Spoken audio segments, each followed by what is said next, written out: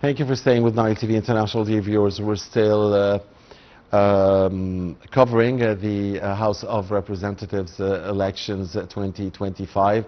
The process that kick-started a few hours ago with the Egypt expat vote starting in New Zealand, one of 117 countries where Egyptian expats will be voting for 2 days before voting transfers to home on Monday and Tuesday in the first phase, which will witness 14 governorates, and the second phase will start 2 weeks from now in the 13 other governorates. Now, the United States is one of the 117 countries that will be featuring the Egypt expat vote. And with us from Washington, D.C.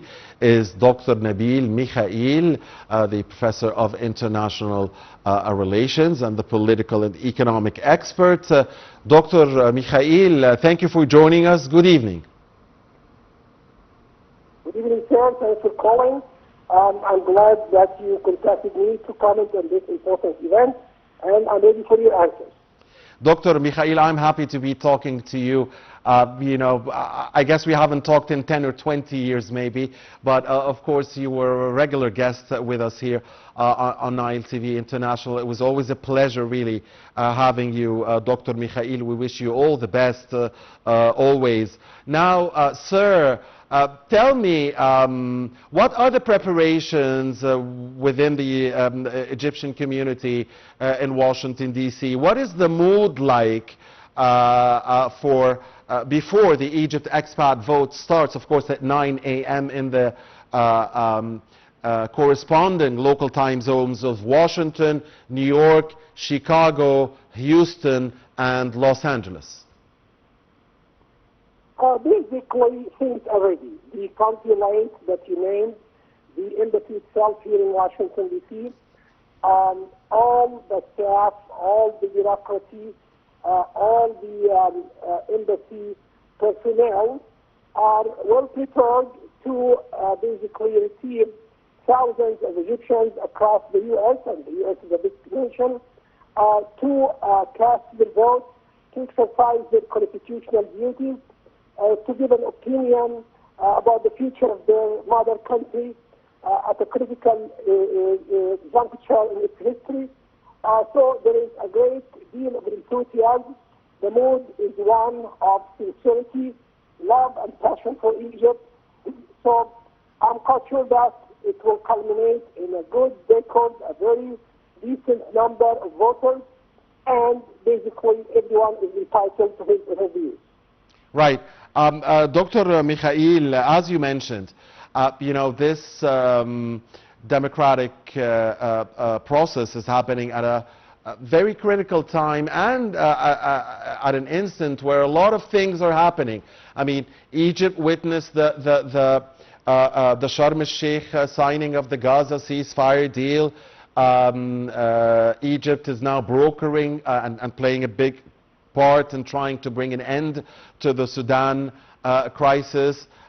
Egypt has opened its grand museum, GEM, and a few months back we had the Senate elections, and now we're completing the democratic process. So again, a lot of things are happening, good things, but also there are a lot of challenges. So the importance of this of the continuation of the development of the political path of development, and also the economic path of development. I mean, on Thursday, Egypt and Qatar signed a $29.7 billion deal to develop the areas of Samla and Alam al-Rum and Matruh Governorate. A lot is happening. These are very exciting news. Yeah, all of these are very exciting news, and for sure they will cast a very good mood among the Egyptians to really to support the current policies. So we hope that when the new House of Representatives is elected, we can sponsor, we can supervise, we can boost all the effort toward the fulfillment of these goals. We're also listening to the National Authority for Elections and its Central Committee and its information room, getting instructions how we can vote, where to meet, what evidence we have to bring, how we are registered. So it's really a parallel process. There are the new developments locally, regionally, globally, and all of them, I should say, are very positive attitudes to boost the stature of Egypt worldwide, and hopefully we can be translated into successful economic policies. And at the same time, we here are following the instructions. Things are very smooth, no interruption, no disruption without any means. So things are very, very organized, and hopefully the whole process of casting the expatriate Egyptians votes will be rendered very smooth and very positive. Sir, will you be taking place yourself in the voting process at the Egyptian embassy in Washington? Frankly, I did not, because I just have been traveling recently, so that was some omission on my part. But I know many of my friends and colleagues who were able to register. So it actually had to do with some documents I could not present either to the Egyptian bureaucracy or here to the embassy. But I will be present at the polling stations, at the consulate. I have seen it before. So I'm quite sure that there will be a little bit of zeal and enthusiasm to observe it. And of course, as a political scientist, I would analyze it politically and assess its positive political implications. But just I was remiss on so many things, considering just my travels and the logistics were kind of difficult for me recently. So please forgive me for this. Well, certainly you always have your input, sir, to serve your country. Now, Dr. Mikhael, unlike the UK, where all Egyptians living in the UK have to go to London to vote, I mean, Egyptians living in the US can go to Washington, New York, Chicago, Houston, or Los Angeles. So how is, of course, the embassy in Washington and the consulates in the 4 other big cities, how is this making the process easier?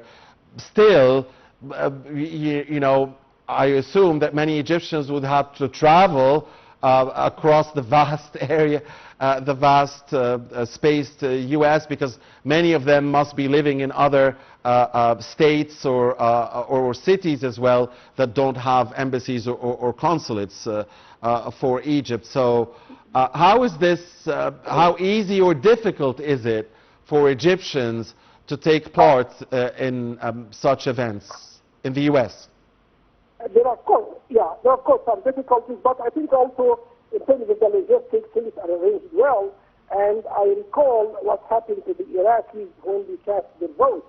The United States government, in cooperation with the interim authority in Iraq during the time, and that was a while ago, organized certain polling stations. They designated certain polling stations for the Iraqi expatriates. So hotels were available. The commute also was not made difficult. The people who had to excuse themselves from their work, also their supervisors were very understanding. So I think the logistics would be arranged well. It happened very well with the Iraqis. I'm quite sure that it will happen also very well with the Egyptians. So I find no impediment in it because this is the nature of the geography. In Europe and in the United States, these are big countries, so we have to accommodate ourselves according to some particular circumstances, like elections. Dr. Mikhael, do you think the House of Representatives elections will have a higher turnout than the Senate elections of 3 months ago, especially where you are? I would assume so. I mean, because this is the political body that enacts legislation. So it's more critical than just a consultative council. So I believe that it can draw bigger numbers and it can be more competitive this time than the previous elections for the Shura Council. Right. Of course, you in the States you witnessed.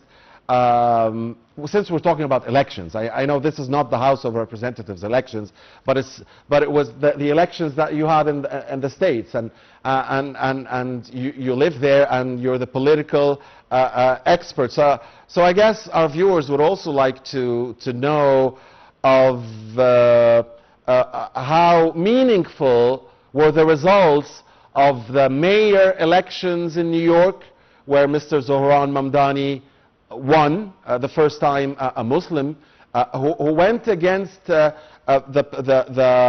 called the Israeli war on Gaza a genocide.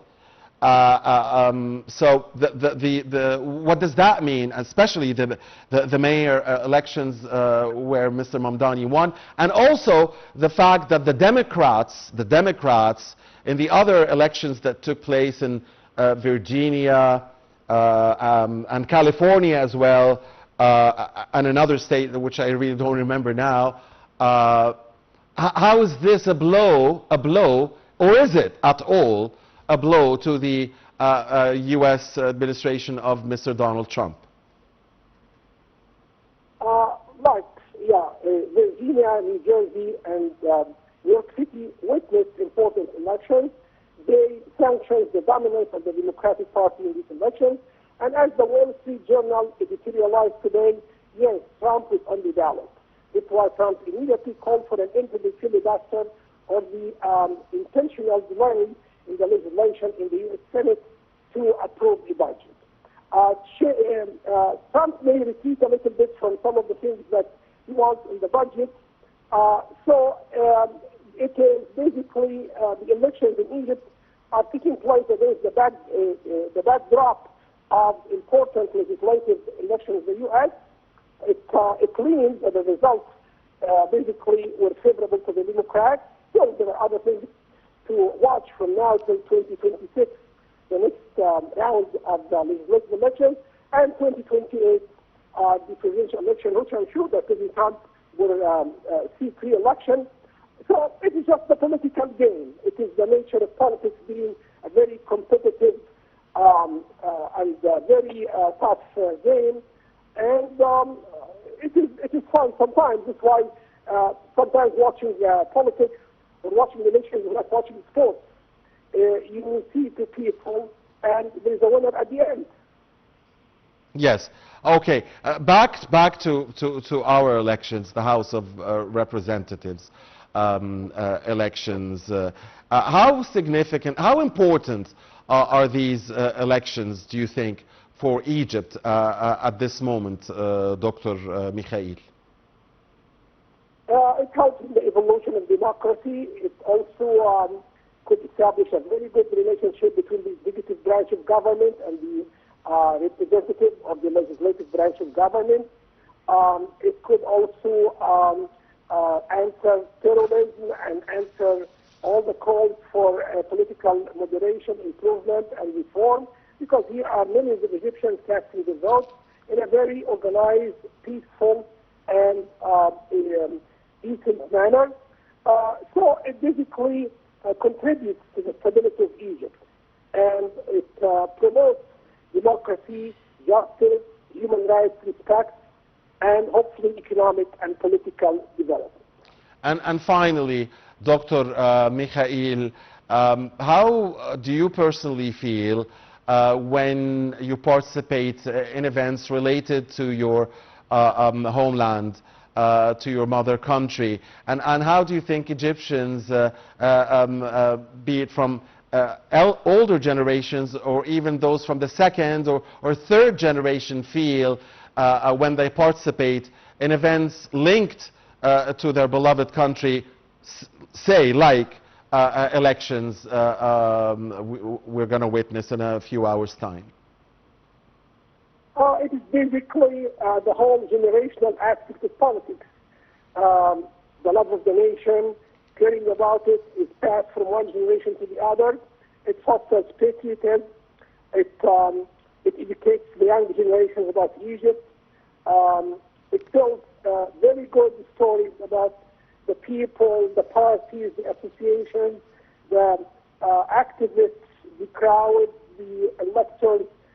So it's really a nice tapestry about Egypt that is enshrined in one's memory, and there is a compelling feeling to pass it to your children so they can tell the children also in the future about the continuation and the genius of Egyptian history. All right. Thank you very much. It was great talking to you, Dr. Nabil Mikhael. It was a long time really that we didn't speak. So it was great really talking to you, Dr. Nabil Mikhael, the Professor of International Relations, the political and economic expert, talking to us from Washington, D.C. That, dear viewers, was yet another piece of our continued coverage of the House of Representatives elections, which started at 10 p.m. Cairo local time, 9 a.m. New Zealand time, the expat vote, and which will start in the east coast of the United States in a few hours' time, and which is already taking place across many of the 117 countries across the globe, as those time zones that hit 9 a.m., there you'll see the Egyptian embassies and consulates opening their doors and for the Egypt expat vote, which is taking place on the 7th and 8th of November. Of course, in the first phase of the parliamentary House of Representative elections, with voting at home on the 10th and 11th here in the first phase. Second phase will be in exactly 2 weeks' time, and we'll see 13 governorates. All right, that's it for now, but we'll certainly have more here on Nile TV International, so please don't go far.